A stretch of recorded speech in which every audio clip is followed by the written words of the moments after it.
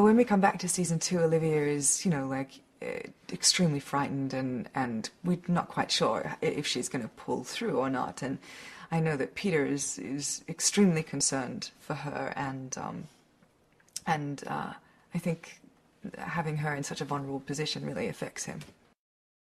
We end the first episode where Olivia finally meets William Bell, who we've been talking about for the last 22 eps, and logically you'd think that we would come back and find out what else happened in that room, but no. Olivia comes back through, with a bang, I'll say, and of course can't remember anything that happened in that meeting.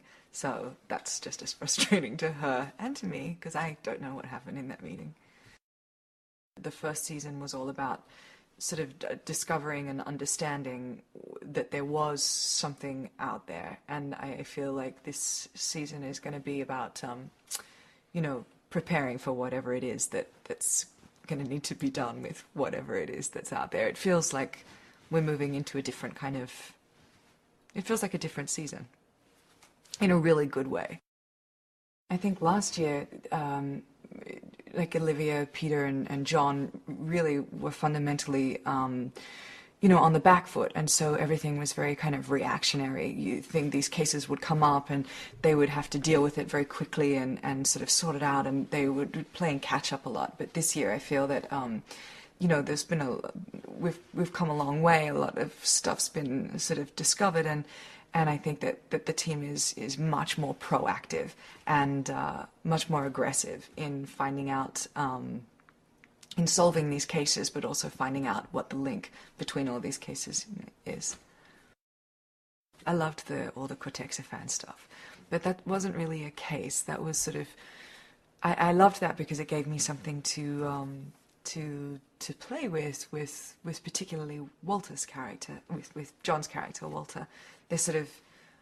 I've sort of not really known. I know that she needs him because he's a genius, but then what's the personal attachment? And Walter and Peter have their, history, and Olivia sort of just is on the outskirts. But when the Cortexiphan stuff came in and she realized that Walter did actually treat her when she was all of 3 years old, that was kind of creepy and fun for me.